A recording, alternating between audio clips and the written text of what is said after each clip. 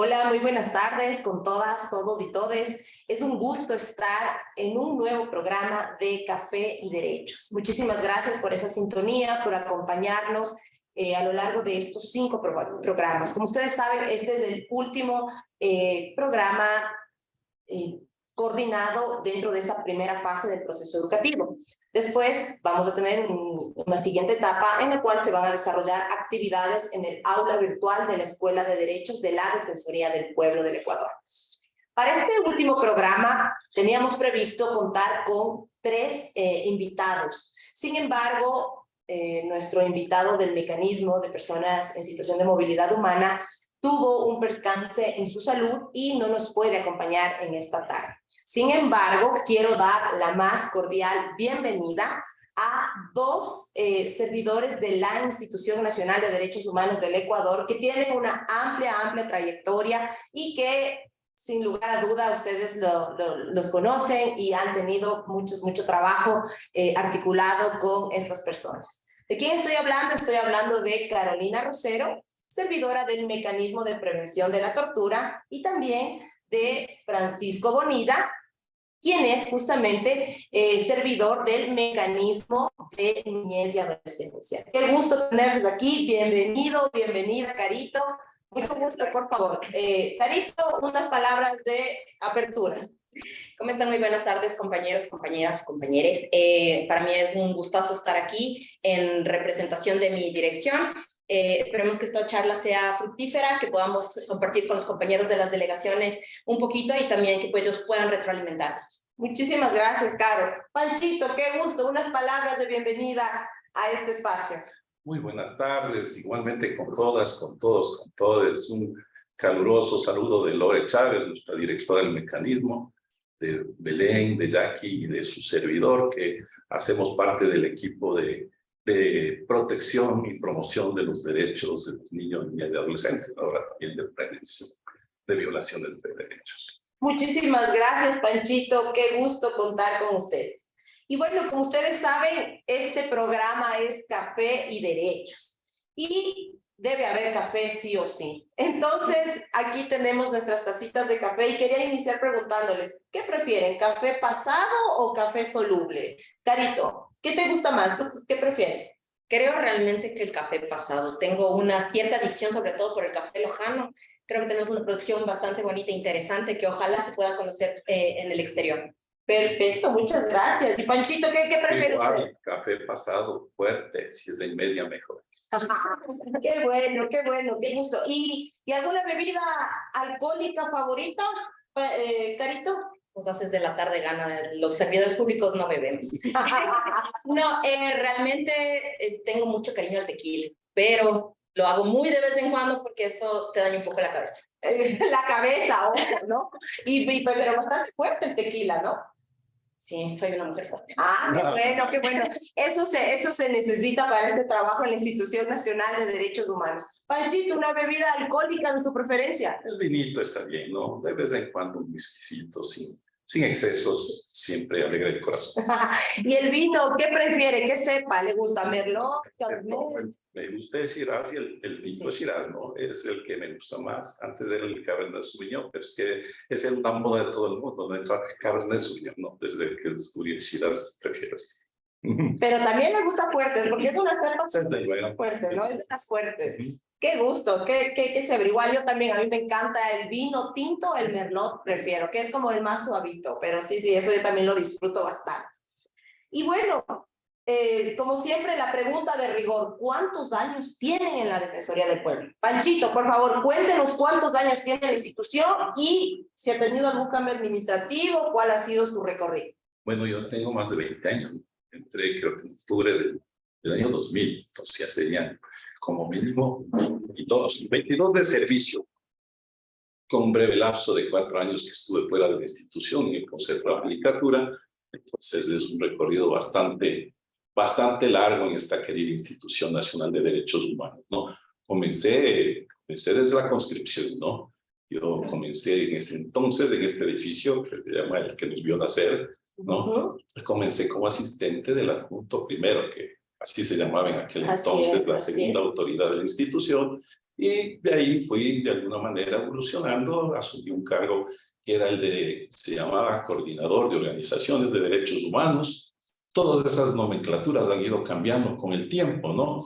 Después de eso terminé, bueno, con esa denominación hasta transformarme en abogado 2, pero ejercí también funciones de director de Relaciones Internacionales, por ejemplo, Así es. ¿no? Un trabajo muy bonito que desarrollamos y fuimos abriendo estos espacios de colaboración, y eso me dio la oportunidad también de ser el secretario de la Red Iberoamericana de Instituciones Nacionales de Derechos Humanos, ¿no?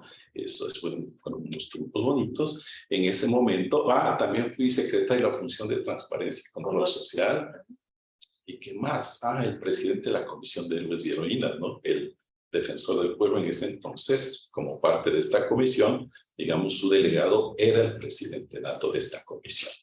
Entonces, en ese momento yo salí de la institución y al volver me reincorporé, digamos, a mi puesto funcional que correspondía, que es la de abogado 2 y ahora en el mecanismo. Perfecto, muchísimas gracias, ¿no? Ese recorrido, esa trayectoria amplia de Panchito Bonilla. Yo le digo Panchito con bastante cariño. Creo que la mayoría de servidores y servidoras de aquí de la Defensoría lo conocemos así como Panchito Bonilla.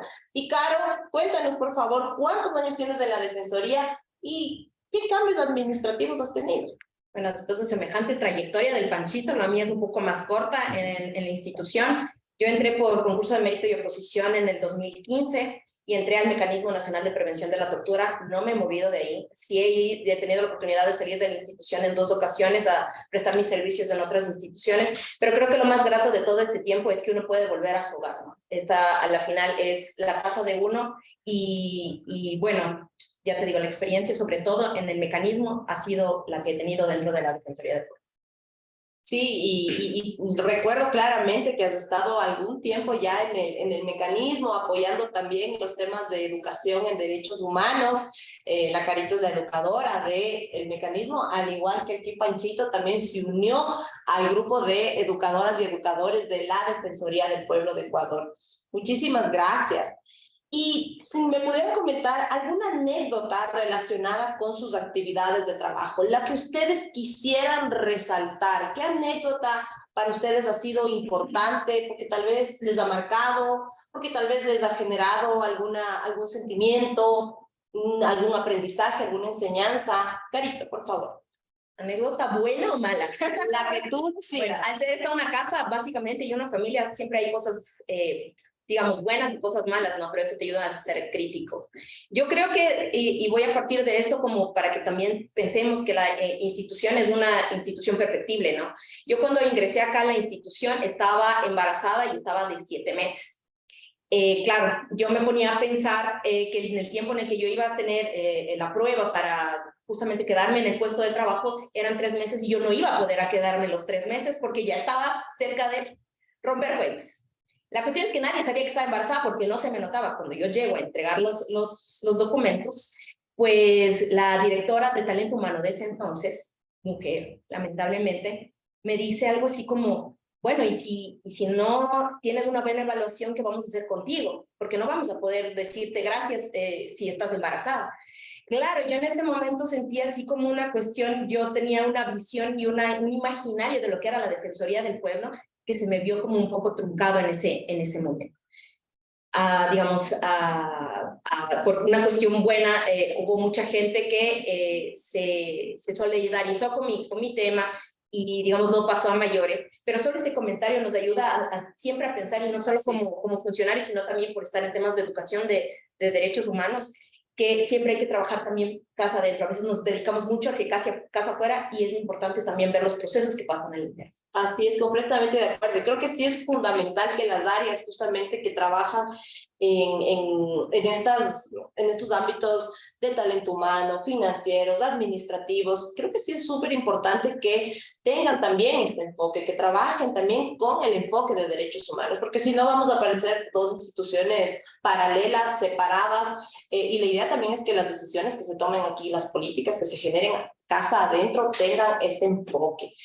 Por eso les recordamos que durante este año los meses de agosto y septiembre, se dio un proceso de capacitación al personal administrativo de la Defensoría del Pueblo, justamente para que puedan tomar decisiones, generar procedimientos y procesos con el enfoque de derechos humanos. Y Panchito, cuéntenos usted, ¿alguna anécdota relacionada con sus actividades de trabajo? Vean, 20 años realmente, muchas historias, ¿no? Pero ahora que me puse a pensar, me acuerdo de cuando iniciábamos aquí las labores en la Defensoría del Pueblo, el desarrollo, digamos, teórico y de conocimiento respecto a los derechos humanos no es igual al que es ahora, ¿sí? Ahora hay mucho mayor bagaje de conocimiento, oferta académica para formarse en temas de derechos humanos. En ese entonces, de alguna manera, empezamos a aprender haciendo, ¿sí? Y claro, la anécdota que yo tenía es que aquí las autoridades de aquel entonces igual no tenían tampoco una visión fuerte de lo que eran los derechos humanos. No, no quiero decir que los desconocían en absoluto, simplemente que era un tema que no era tan hablado como es ahora, simplemente eso, ¿no es cierto? Y entonces eso hacía que muchas veces algunos temas buscan una especie de, no quiero decir rechazo, pero sí de temor, ¿no? Y entonces yo me acuerdo que por alguna razón, que desde luego agradezco porque eso me permitió aprender mucho y relacionarme mucho con la gente de los derechos humanos, fue que cuando venía algún caso de estos que eran diferentes, siempre era direccionado a Francisco Bonilla. Sí, entonces no me sentí nunca como el Gil que le cargan las cosas encima, sino más bien como aquella persona que, bueno, favorecida porque estaba aprendiendo cosas, ¿no?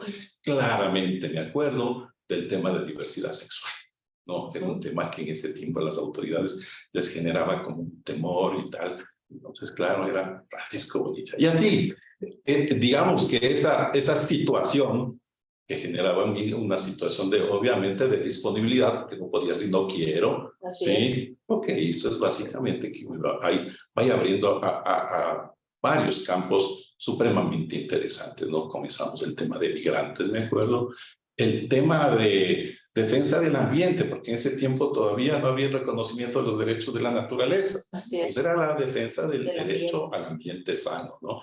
Hicimos muchas acciones así. Entonces, claro, esa anécdota que puede ser, digamos, graciosa, a mí me permitió crecer como servidor de la Defensoría. Muchísimas gracias. Y claro, como servidor de la Defensoría, y yo resaltaría en dos ámbitos, ¿no? Tanto en el ámbito personal como también en el ámbito profesional. Desde luego. Porque entendemos que estamos trabajando con personas, con historias, con vidas, con proyectos de vida de las personas, y que esto de una u otra manera también nos ayuda justamente a interpelarnos muchas veces, a desaprender y volver a aprender muchas cosas, porque claro, el trabajar en derechos humanos es un proceso de interpelación constante, continuo, diario. Sí, recordemos que hemos sido socializados desde muy chiquitos de una manera. Y claro, la idea también es poder ir cambiando y poder modificando, reaprendiendo, desaprendiendo y volviendo a aprender. Qué chévere. Muchísimas gracias. Y bueno, ya hemos hablado un poquito de ustedes, desde el ámbito personal, un poquito también su trayectoria laboral. Hemos tomado cafecito, por favor, ahí están sus tazas. Y creo que es el momento ya de hablar de los derechos, ya específicamente de los lineamientos, ¿sí? Entonces, a su criterio, ¿cuál consideran que es el lineamiento que más se utiliza por parte de las delegaciones provinciales? El lineamiento efectivamente generado desde sus mecanismos. Sí, Carito, por favor. Bueno, yo creo que el que más tiene utilidad, digamos, un poco complejo definirlo porque por justamente las dinámicas propias del territorio es complicado que se puedan mantener los mismos compañeros siendo las contrapartes, pero el tema de ser contrapartes, tener fijas personas que nos puedan dar respuestas y que nosotros también sepan ellos quiénes son quienes les damos respuestas por provincia, nos hemos hecho las divisiones, creo que es una cuestión súper buena. De ahí, ¿cuál es la más utilizada? No quiero decir que es la más buena, pero la más utilizada es que, como hacemos seguimientos de sentencias, nosotros efectivamente tenemos que estar mandando continuamente cómo vamos a operar en territorio con los compañeros y las compañeras para que ellas sepan exactamente qué información, cómo recolectar y cómo enviar la información. Pero yo diría que el tema de contrapartes que te permite tener como una comunicación más directa con los compañeros y compañeras de las delegaciones. Sí, y eso es vital, eso es vital. Igual también se ha mencionado a lo largo de este programa que el poder justamente contar con una persona que sea una persona focal, que facilite la comunicación, los procesos, eso es vital. A nosotros también desde el área de educación nos ha funcionado bastante. Y Panchito, ¿cuál considera que es el lineamiento que más utilizan en las delegaciones provinciales? No tengo números para decirles pero obviamente creemos que algunos nos han dado una retroalimentación, digamos, importante respecto de la utilización y el acompañamiento que se hace respecto de los lineamientos. Específicamente yo quisiera referirme a uno que tiene que ver con digamos, la acción de la Defensoría del Pueblo respecto a todos estos temas de explotación de la libertad, de la imagen, de niños, niñas y adolescentes, por ejemplo, en todos estos programas televisivos o eventos incluso que se hacen en las ferias, en las ciudades y que hacen la elección de la niña reina y ese tipo de situaciones que muchas veces incluso son auspiciadas y son alentadas por los propios progenitores, ¿no es cierto?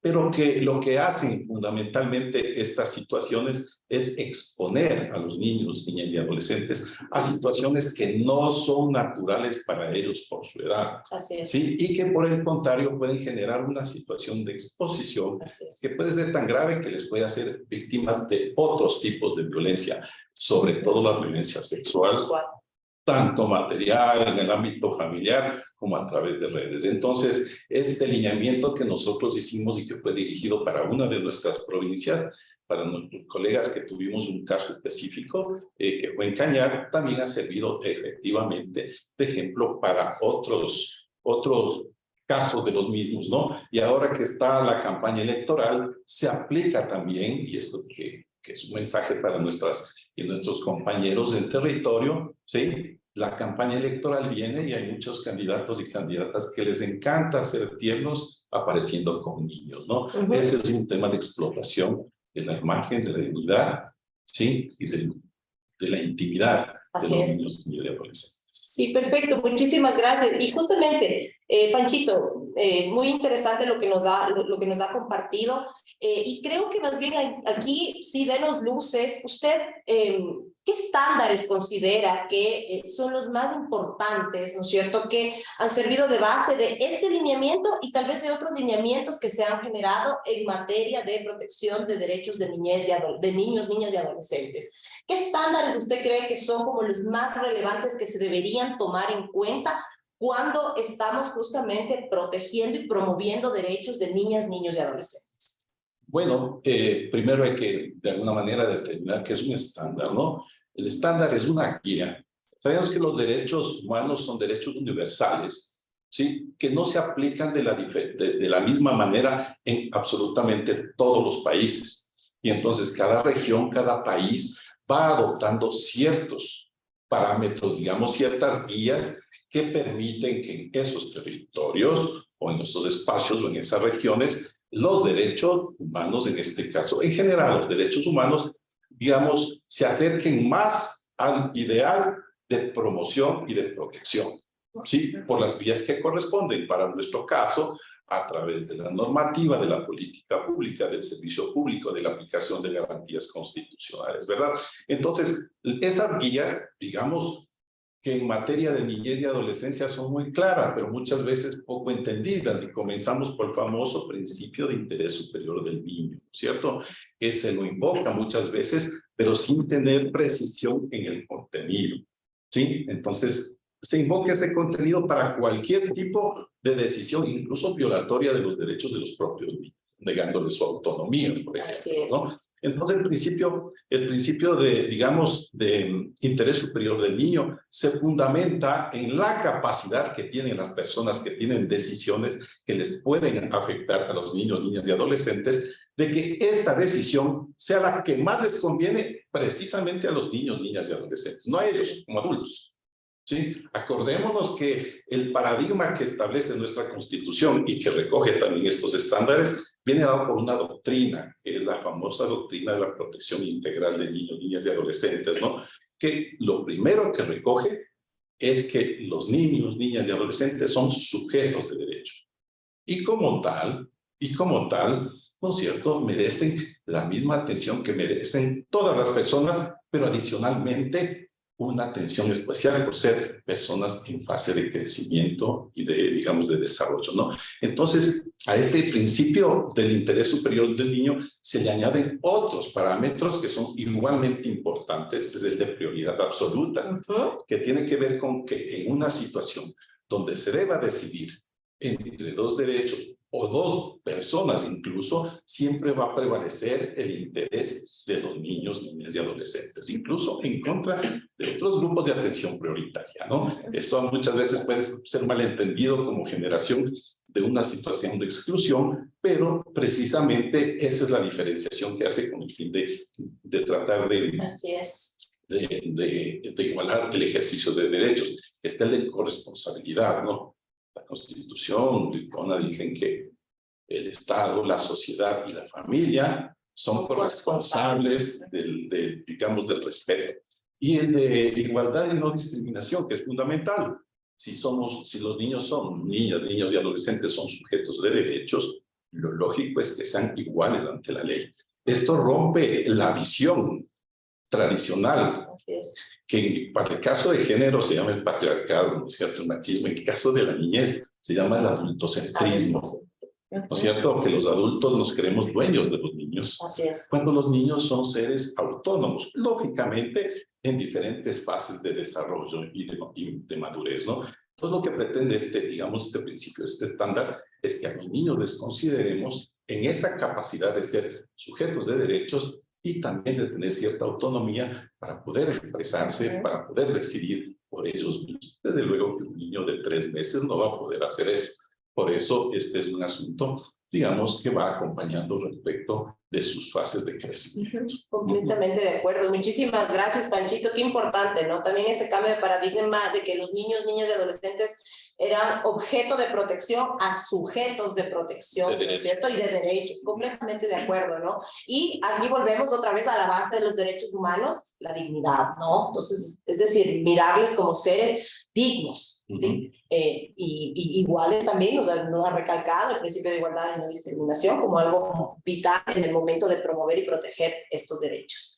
Y Carito, si tú pudieras aquí comentarnos de manera breve cuáles son los estándares prioritarios en materia de prevención de la tortura, ¿qué nos dirías, Carito? Claro, yo creo ahí que lo importante primero es partir de justamente qué vamos a entender como prevención por un lado y por otro lado también entender que la facultad que tiene el mecanismo de prevención de la tortura a partir del protocolo facultativo nos extiende a diferentes lugares de privación de libertad. Entonces, tenemos así como mucho en el imaginario pensar que es solo los lugares de privación de carácter penitenciario y sobre eso sí existe una normativa bastante extensa. Tenemos reglas específicamente por grupos para hombres, para mujeres, para adolescentes, tenemos reglas mínimas que son aplicables a toda la población penitenciaria o en privación de libertad. Pero yo creo que también ahí hay que pensar que tenemos también todas estas, la Declaración de los Derechos Humanos, que es un paraguas mucho más grande que nos permite también ya, con énfasis en cada uno de los grupos de atención prioritaria, tener estándares mínimos. Para mí, ahí sí, los estándares son como justamente lo mínimo que se debería cumplir al respecto de un derecho, ¿no? Lo que nos deberíamos homologar todos aquellos que suscribimos esos para que podamos garantizar realmente una vida digna de las personas. Entonces, en ese sentido, creo que en temas de privación de libertad existen un sinnúmero. Reglas Mandela, reglas Van Gogh, pero creo que para otros lugares de privación de libertad, primero ver la Constitución y de ahí la normativa específica. A nivel internacional creo que como mecanismo nos falta bastante trabajar más en los otros campos. Nos hemos vuelto muy expertos justamente por la demanda del contexto, de la coyuntura en temas de privación de libertad de carácter penitenciario, pero creo que tenemos todavía una deuda para los lugares de acogida de niños, niñas y adolescentes, de personas con discapacidad. Creo que por ahí también deberíamos todavía como institución reforzarnos. Existen, pero creo que todavía nos falta profundizar más en justamente crear una base que nos pueda servir a todos como institución. Perfecto, muchísimas gracias, Carito. Recordarles también que está abierto el chat para que ustedes puedan hacer por escrito preguntas a nuestro invitado, Panchito, y también a nuestra invitada, Carito, ¿sí? Entonces, por favor, ponen a quién está dirigido la pregunta y acá se las hacemos llegar a nuestros invitados. Y esta pregunta también creo que sí es importante. Me imagino que ustedes en algún espacio, tanto familiar, en la calle, deben haberles o deben haber escuchado esto.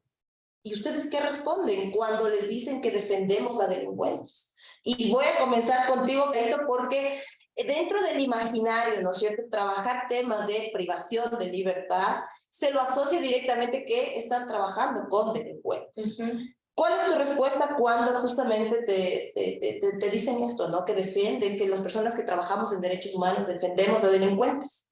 Bueno, qué pregunta tan intensa. Creo que por una coyuntura de mi propia vida se me hace como complejo topar el tema, pero creo que es importante primero un tema de convicción, Lore. ¿Qué es lo que yo suelo responder? Ninguno está exento de que en algún momento puede estar privado de la libertad, por ejemplo, ¿cierto? A veces podemos estar en un lugar equivocado, con personas equivocadas. Puede pasar cualquier circunstancia bajo la cual nos veamos sometidos a poder pasar por un proceso, un juicio, una sentencia. Pero también me gusta que la gente entienda que quienes están en los centros de privación de libertad generalmente es una población específica. O sea, en realidad es un tema de que las personas con menos recursos económicos son las que están ahí. Entonces, y a mí me gusta no solo hablar desde el discurso de lo que yo pienso, siento, sino también darles un poco de herramientas para que entiendan y puedan crear su propio juicio personal. Yo les comentaba en algún momento que también charlé sobre esto en mi casa, porque es muy fácil pues que estos discursos se encuentren en cualquier espacio. Y yo les decía, las personas que están en las cárceles, que son población que generalmente no tiene acceso a recursos, que no tiene acceso a oportunidades, que no puede ejercer sus derechos, son lamentablemente la consecuencia de una falta de Estado. Viéndolos, que también es súper complejo el tema de no tener acceso a datos. Nosotros no generamos los datos y muchas veces creen las instituciones, por eso nos piden a la Defensoría, sino quienes no son órganos rectores no suelen compartir, pero algunos de los datos que nos dieron sí nos llevan a la reflexión. Más del 80% de las personas que estaban privadas de la libertad actualmente no han terminado ni siquiera la educación básica. Cuando tú ves el tema, por ejemplo, de si cuántos estaban empleados o no antes de haber ingresado a un centro de privación de libertad, es súper alarmante que existe un número más del 50% que ni siquiera estaban en condiciones de pleno empleo. Entonces, es complejo porque además las actividades económicas que hacían son actividades informales. Entonces, tú dices, bueno, es todo un concatenamiento de cosas que llevan justamente a momentos no propicios de vincularse con gente, no sé, que tampoco conoce, por ejemplo, que no puede ejercer sus derechos. Entonces, yo sí creo que no es que defendemos delincuentes, defendemos seres humanos, y eso es una cuestión que es una cuestión lineal para todos. Entonces, si entendiéramos que todos somos sujetos de derechos, quizás podríamos ver la situación de manera distinta. Sí, muchísimas gracias, Caro.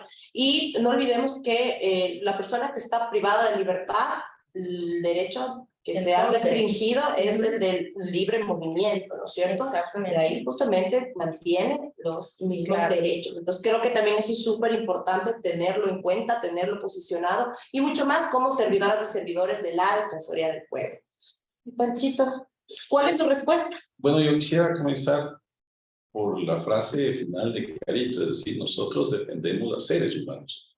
Punto. Sin ninguna distinción. Todos los seres humanos. Y ahora también a la naturaleza, ¿no es cierto? Entonces, ese es el punto de partida para nosotros, digamos, asumir que lo que estamos haciendo es correcto. Es decir, nosotros defendemos o participamos o intervenimos en aquellos casos donde efectivamente los derechos humanos básicos, fundamentales de las personas están en riesgo. Desde luego que las personas privadas de la libertad son un grupo, pero hay otros grupos, también las personas migrantes estigmatizadas, las personas digamos, de orientación sexual estigmatizadas. Entonces, yo creo que lo de fondo aquí es darnos cuenta de que por qué razón se dice eso. Y yo creo que existe un discurso de odio y de violencia que está instalado no solo en nuestra sociedad, en la humanidad lamentablemente, y de la cual son partícipes gente que tiene poder de comunicar, ¿sí? Y de instalar imaginarios y narrativas y discursos que desorientan en general a la población y le hacen percibir que lo que ellos dicen es lo cierto. Y aquí resulta que si es que ellos dicen que una persona privada de la libertad es la escoria de la sociedad comienza a pensar eso, ¿verdad? Porque además lo repiten y lo repiten y lo repiten. Entonces, la dinámica de violencia social es la que genera este tipo de percepciones respecto a que se diga que la Defensoría defiende delincuentes. Bueno, los delincuentes, ¿a quién se refieren? ¿A los que están privados de la libertad o en general a todos? ¿No? Porque esa también debería ser una aclaración que se debe hacer respecto de la defensa de delincuentes, ¿no? Y con seguridad van a ver que a algunos no les defendemos nosotros. Completamente, claro. Porque ni siquiera han sido procesados, ¿no es cierto? En fin, ese es un tema, pero a lo que yo voy es que debemos nosotros, y aquí yo tomo una de sus digamos, de sus expresiones, en el sentido de decir que el trabajo en derechos humanos nos obliga a un proceso de deconstrucción permanente, ¿sí? ¿Qué es la deconstrucción? Es un proceso de ver críticamente los hechos, las situaciones, ¿sí? Los discursos, ¿sí? Verlos de manera crítica, evaluarlos en función de lo que yo pienso, de lo que yo creo y sacar unas conclusiones. Y ese proceso de deconstrucción nos va a llevar, sin duda alguna, a caer en cuenta que este tema de estigmatización, no solo personas privadas de la libertad, sino a cualquier otra persona o grupo de personas, es un producto violento que no es espontáneo, es generado desde el poder. Así es. Y no estoy hablando solo del poder político, estoy hablando del poder en general, de aquel que se llama poder fáctico. Entonces, cuando nosotros comprendamos eso, nosotros también vamos a comprender que nuestro rol es una especie de rol sagrado, profundo, porque estamos vinculándonos con aquel sector de la sociedad que está siendo maltratado, estigmatizado y mal visto. Sí, y qué importante, ¿no? Qué importante lo que nos acaba de decir Panchito, porque sin lugar a dudas el rol que tiene el servidor, la servidora de la Defensoría del Pueblo debe ser un rol con una mirada bastante crítica, ¿sí? Creo que esto es vital, ¿no? Tener esta lectura muy crítica de lo que pasa en la sociedad, también entender de que existen grupos, de que existen identidades que son menos valoradas y otras que son más valoradas. Y esto, ¿qué repercusiones ha generado? ¿Qué limitaciones? Exclusión, violencia, discriminación. Y creo que esa lectura tiene que ir muy, muy de la mano de la visión y de la labor que hace un servidor y una servidora de la Defensoría del Pueblo. Ahora vamos a dar paso justamente a Carmita, que nos tiene unas preguntas por parte de el público. Carmita, por favor, le escuchamos y Carito, Panchito, atentos a las preguntas. Muchas gracias, Lore, compañeros, compañeras, compañeros. Muy buenas tardes. Y Panchito, querido, la pregunta va dirigida a ti. ¿Cómo articula la DPE con el Mineduc en temas de prevención para niños, niñas, adolescentes? Bueno, es que cuando hablamos del Mineduc estamos hablando fundamentalmente del ejercicio del derecho a la educación, del acceso a la educación. Entonces, normalmente la vía o el canal que la Defensoría debe usar es precisamente, en la medida posible, tener una relación, un contacto o un enlace directo en territorio con las autoridades educativas, ¿no? Con aquellas personas que son las que toman las decisiones en los diferentes ámbitos de administración, digamos, del servicio público de educación, ¿verdad? Entonces, este sería, digamos, el nivel natural de relación. Sin embargo, cuando eso falla, cuando eso no es posible, no es factible, es posible escalar, ¿sí? Y en esa escalación, obviamente, desde provincia, saben que pueden contar con la participación del mecanismo para hacer las gestiones que correspondan en otros niveles. Muchas gracias, Panchito. Carito, esta pregunta va para tu mecanismo y dice, ¿cómo actúa la Defensoría del Pueblo frente al tema del hacinamiento en los centros de personas privadas de la libertad? Bueno, qué pregunta tan compleja porque digamos, nosotros tenemos evidentemente ciertas atribuciones. Entre estas, justamente el trabajo del mecanismo es un trabajo preventivo. Es decir, nosotros no vamos con, y eso hay que entenderlo como parte de lo que dice el protocolo, no vamos a apuntar a decir esto está haciéndolo mal, sino justamente a explicar de alguna manera ¿qué consecuencias puede traer el tema del hacinamiento frente a algunos derechos humanos, ¿no? Entonces, esta es una problemática recurrente y generalizada en los centros. Hemos hecho visitas y hemos hecho evidentemente sus informes y recomendaciones donde justamente planteamos esto desde los criterios técnicos de qué es hacinamiento, qué es una sobrepoblación, o cuando no existe también este fenómeno, que es en el caso, por ejemplo, de los centros de adolescentes infractores.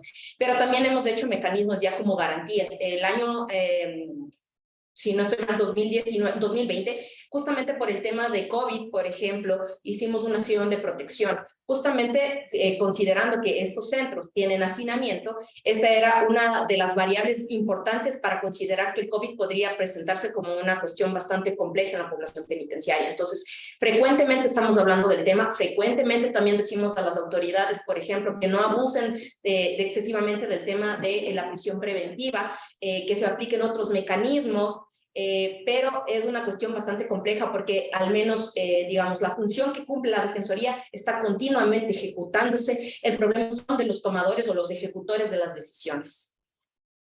Perfecto. Perfecto, muchísimas gracias al público por esas preguntas y a nuestros invitados por sus respuestas.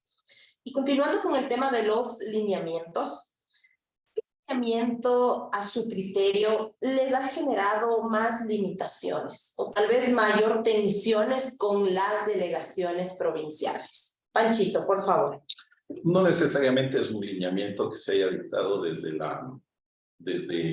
el mecanismo, pero yo sí quisiera referirme a una dificultad grave que tiene que ver con el hecho de que el artículo 7 de la Ley Orgánica de la Defensoría del Pueblo determina que para los casos de vigilancia del debido proceso, el caso tiene que ser generalizado, sistemático y de relevancia social. Tal vez este es el tema que más nos ha generado dificultad, porque sí, muchas veces se considera que el mandato de la ley es sagrado y que si la ley dice que no debo hacer algo, aunque la persona se esté muriendo, yo no lo debo hacer. Y entonces tenemos que darle la visión de derechos humanos y sobre todo reenfocarnos, estimadas y estimados compañeros y compañeras, en el sentido de decir que el Ecuador es un país, un estado que se autodenomina de derechos y de justicia, y que esos derechos entran determinados en la Constitución, y que existe un principio que es el de supremacía constitucional, que dice que los derechos son de todas las personas que habitan en el Ecuador, y que además las normas que se opongan de una u otra manera a ese hecho simplemente no son aplicables. En este sentido, nosotros hemos insistido en varias ocasiones en decir que el mandato de la Ley Orgánica de la Defensoría del Pueblo genera barreras de acceso a la protección de derechos, sobre todo en la que tiene que ver con el ejercicio del derecho de, digamos, de la vigilancia del debido proceso, que es una tarea constitucionalmente asignada a la Defensoría del Pueblo y no establece ahí limitación, excepción o regla alguna que diga aquí sí, aquí no. Sí, muchas veces nos hemos topado con ciertas cosas, como por ejemplo el hecho de que la relevancia de un caso va marcada por el hecho de que se ha publicado en el periódico. No, la relevancia de un caso de derechos humanos está marcada por el hecho de que le sucedió a una persona y punto. Completamente. No hace falta ningún análisis adicional. No hace falta que esté publicado o que don Alfonsito lo diga en Ecuavisa, ¿no?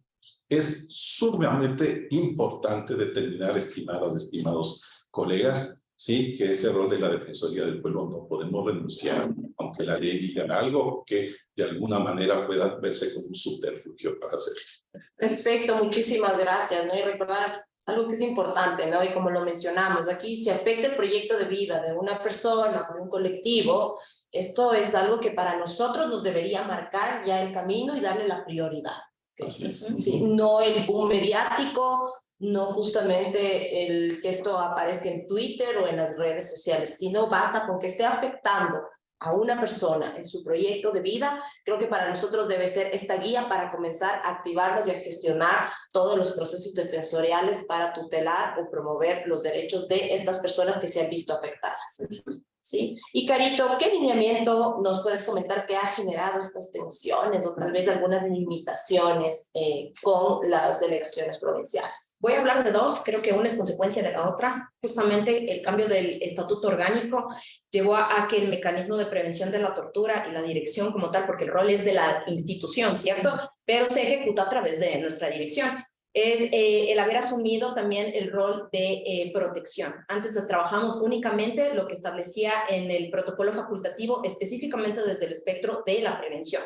Al haber asumido también el tema de la protección y la promoción, evidentemente, se nos ha dificultado poder seguir en el ejercicio de la prevención porque nos quedamos inundados en el trabajo de protección. Ustedes sabrán que, sobre todo estos últimos años, por la crisis penitenciaria, ha sido, primero ya, digamos, quizás no oportuno trabajar el tema preventivo, porque el tema preventivo ya se dio antes, no se hizo caso y por eso caímos en esto, pero estamos frecuentemente trabajando o accionándonos en el tema de protección. Eso creo que es una complicación, creo que se debió haber justamente pensado que al haber fortalecido el tema de protección desde el mecanismo, se iba a dejar de alguna manera de lado el tema de preventivo. Entonces, en eso, digamos, el estatuto quizás deba repensarse. Y lo otro, que es consecuencia de lo primero, justamente, es que nosotros tenemos una resolución, que es la resolución 96. Y la resolución 96 lo que básicamente te dice es cómo se deben hacer las visitas, que es una de las facultades mínimas que tiene el mecanismo. Claro, nunca se actualizó esta 96 pese digamos, a la solicitud que hubo de parte de la unidad, y este establece que hay varios filtros para la aprobación, filtros que, digamos, ya no existen en la estructura actual. Entonces, eso ha entorpecido un poco el tema de justamente sacar nuestros productos, en este caso, aprobar y hacer públicos nuestros informes, que son una de las bases fundamentales de nuestro trabajo, que ahí van inscritas las recomendaciones a las instituciones. Creo que estas han sido un poco complejas, pero creo que se pueden subsanar, ¿no? Porque son cuestiones, digamos, que van hacia el ámbito más operacional de lo que hace el mecanismo. Perfecto, muchísimas gracias. Y creo que aquí vale una pregunta, ¿no? Que es importante. ¿Cuál sería su propuesta para mejorar justamente, aquí Panchito, lo que usted nos ha comentado, y acá Carito también en su parte? Tal vez alguna propuesta, algo que se podría hacer desde la Defensoría del Pueblo, desde las autoridades, no sé, Panchito, tal vez una incidencia normativa, una revisión de la normativa.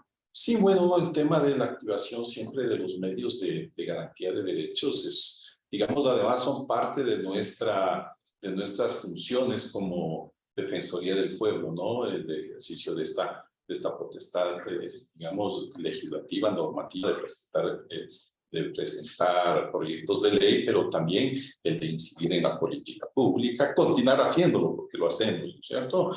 El de vigilar los servicios públicos, yo creo que es importante, y el de también estar siempre disponibles para, digamos, activar también las garantías constitucionales, que es parte de nuestro trabajo diario, ¿no? Y que también supone una lucha desigual. Yo me acuerdo que en alguna audiencia que fuimos de acción de protección, el juez empezó por decir que se molesta con la Defensoría del Pueblo porque siempre le llegan con dramas humanos. Bueno, toda violación de derechos humanos es un drama humano. Y entonces es un trabajo fuerte que tenemos que hacer de incidencia también en esos seres que se creen omnipotentes muchas veces y que a veces incluso deciden contra derecho elemental, ¿no? Entonces es un reto fuerte y eso demanda en cambio que aquí a la interna nosotros valoremos mucho los procesos de formación, de capacitación, de compartir experiencias, ¿no? Yo creo que este espacio es maravilloso y puede dar lugar a que se hagan muchas otras cosas más, pero yo creo que una de las cosas que debemos valorar, atesorar y fortalecer es la capacidad de nunca dejar de formarnos. Así es. Así es, muchísimas gracias. Sí, vital, fortalecer conocimientos y capacidades de los servidores y las servidoras de la Institución Nacional de Derechos Humanos, creo que es importante, y más por este rol estratégico que tenemos, ¿no? No todas las instituciones del Estado ecuatoriano tienen el rol estratégico que tiene la Defensoría del Pueblo. Creo que eso es algo que debemos tenerlo siempre muy arraigado, metido en la cabeza y posicionado, tanto como servidores y también nuestras autoridades, porque es importante dar ese valor que tiene la Institución Nacional de Derechos Humanos y perfeccionar, profesionalizar, capacitar al personal que trabaja aquí en la institución para que podamos cumplir con nuestro rol, con nuestra misión. Recordemos que también tenemos un mandato internacional como INDH y que es importante también que estemos a la altura de esas competencias, atribuciones y responsabilidades. Carito, ¿cuál crees que sería una propuesta para mejorar justamente estas directrices, estos conflictos que nos has mencionado? Bueno, creo que es una responsabilidad súper grande para las autoridades de aquí siempre pues ver o buscar que la institución se fortalezca. Y esto puede llevar también a pensar que el fortalecimiento justamente tiene que ser quizás dar un paso hacia atrás, volver a reanalizar cómo estamos funcionando como institución y tomar las mejores decisiones. En el caso del mecanismo de prevención de la tortura, ya lo hemos dicho en algunas ocasiones, creemos que sí es necesario separar el tema de prevención con los otros temas de protección, promoción de derechos, porque es una facultad específica que tiene la Defensoría a partir del protocolo el tema de la prevención. En ese sentido, yo creo que una reforma del estatuto sería lo más propicio. Es una sugerencia que no solo la hemos dado al nivel técnico para fortalecer no solo al equipo con un personal multidisciplinario, sino también primero pensándonos y solidarizándonos con el territorio, que a veces por la carga laboral se le vuelve bastante complejo poder responder a todos los mecanismos. Entonces, en algún momento, cuando solo hacíamos la parte preventiva, el mecanismo de prevención de la tortura viajaba en la Dirección Nacional a hacer todas las visitas en territorio. Sí, era un tema exhaustivo, era un tema agotador, pero también era de reconocimiento a que en territorio no siempre teníamos la capacidad de estar acompañados desde allá. Evidentemente, siempre hay comunicación con el territorio, pero sí ha sido complejo el que ellos también ahora asuman como mecanismos desde el territorio y poder hacer las visitas que nosotros asignamos. Entonces, eso por un lado es complejo y creo que sí es importante analizarlo. Y por otro lado, creo que también el tema radica en que el tema del estatuto orgánico permita también recoger las recomendaciones internacionales, porque esto no es solo una visión de nosotros como técnicos, sino también que ya el subcomité en el 2012 lo dijo, y nuevamente tuvimos este año una visita del subcomité de prevención de la tortura y nuevamente hizo énfasis en eso. O sea, reconoció el trabajo que hace la Defensoría del Pueblo, reconoció el trabajo que hace nuestra unidad, pero también reconoció que hay cosas todavía por trabajar. Entonces, quizás va por ahí la sugerencia, ¿no? Que las autoridades puedan repensar si el estatuto realmente responde a las necesidades de defensa de los derechos y sobre todo en temas tan sensibles como es la privación de libertad. Perfecto, muchísimas gracias, Carito querida. Y en este momento ustedes saben que en todos los programas hay una pregunta sorpresa que se les plantea a nuestros invitados. Entonces voy a dar paso a mi compañera Carmita Rodríguez para que plantee esta pregunta sorpresa. Por favor, Carmita, le escuchamos. Muchas gracias, mi Lore, querida. Compañeros, compañeras, compañeros, gracias por la compañía, gracias por este enriquecimiento mutuo de conocimientos, de experiencias. Y la pregunta sorpresa, Panchito y Carito. Un reto que hayan tenido y que les haya puesto entre lo personal y lo institucional. Panchito. El sueldo. El sueldo. Seguramente en otros lugares se puede ganar más, pero nos gusta trabajar en derechos humanos, nos gusta estar en la Defensoría del Pueblo y sobre todo por un detalle, ¿no? Aquí es donde podemos hacer ciertas cosas, aunque a veces nos vaya mal, porque como yo decía alguna vez, una cosa es con guitarra, otra cosa es con violín. A nosotros como parte del Estado nos toca hacer que las cosas sucedan. No siempre es posible, lamentablemente, ¿no? Pero no estamos solamente en la denuncia o en el discurso. Estamos en esa dura lucha diaria por pretender que las condiciones de vulneración de derechos humanos en general no sucedan, y cuando sucedan sean abordadas y sean remediadas de la forma que corresponde. Muchísimas gracias. Y Carito, por favor, ¿cuál es tu respuesta ante esta pregunta de Carmita? Bueno, yo creo que no solo me pasa a mí, creo que a todos los servidores de la Defensoría del Pueblo, justamente al tratar temas tan sensibles, tan de carácter tan humano, tan personal, es muy complejo poner esa distancia entre lo profesional y lo humano. A mí me pasó varias cosas, pero quiero justamente llamar a conciencia de un trabajo que hicimos con la CIDH en el tema de el paro del 2019, y es que nos tocó recolectar justamente los testimonios de las personas que habían sido vulneradas en sus derechos. Claro, la preparación que te dan de cómo vas a recetar un caso, primero yo no soy abogada, soy socióloga, entonces quizás esta propia deformación, por así decirlo, te pone en una situación más empática a entender al individuo, al ser humano. Y claro, una de las recomendaciones que nos daban, por ejemplo, era que no nos asumamos como parte del caso. Pero llegaban momentos en los que los relatos eran tan intensos que a mí me pasó, o sea, tuve en un momento que parar, abrazar a esa persona, llorar juntos para poder volvernos a sentar y terminar el trabajo. Entonces yo creo que sí es una cuestión de que, y pienso que es una de las cosas importantes, si a ti como servidor público en algún momento ya no sientes esa empatía, ese humanismo, ya no te duele el dolor ajeno, yo creo que es momento de migrar. Entonces creo que es eso. Perfecto. Muchísimas gracias por esta respuesta. Gracias, igual, Carmita, por estas preguntas que siempre nos ha hecho a lo largo de estos 5 programas. Ya vamos finalizando, ya vamos cerrando el programa del día de hoy y también esta primera etapa de este proceso de capacitación sobre lineamientos institucionales. Y para finalizar, Panchito, por favor, quisiera que exprese acá a nuestros compañeros y compañeras de la Defensoría del Pueblo un mensaje de cierre, una despedida, algo que quisiera compartir. Desearles lo mejor en el día a día de nuestro trabajo, es un trabajo complejo, comprometido, también nos da muchas satisfacciones. Entonces, perseverar, ¿no? No dejar de formarnos y estar siempre disponibles para conversar, dialogar. Ya saben que el mecanismo siempre está disponible para poder retroalimentar, para poder asesorar, para poder acompañar en cuanto ustedes lo requieran. Así que siempre a las órdenes. Perfecto, muchísimas gracias, Panchito. Caro, por favor, un último mensaje de despedida, algo que les quieras compartir a nuestros compañeros y compañeras que nos están escuchando. Más bien comprometerles a ustedes que estos espacios no terminen aquí. Creo que ha sido bastante enriquecedor. Cada uno de los capítulos, de los programas que se han hecho, nos han permitido no conocer solo al funcionario, sino al ser humano. Y creo que en ese aspecto es muy importante poder recolectar los conocimientos y los saberes de cada uno de los compañeros y de quienes conformamos esta familia defensorial. Familia a veces disfuncional, pero familia al fin.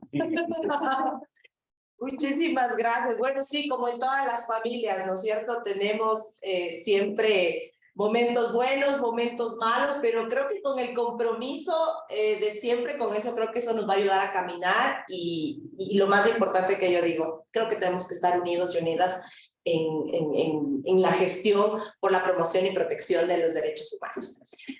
Queremos cerrar este espacio agradeciendo a las autoridades de la Defensoría del Pueblo, al señor defensor, a la Secretaría Misional, al señor secretario misional, por el apoyo y el impulso que ha dado a este proyecto de Café y Derechos, lineamientos institucionales.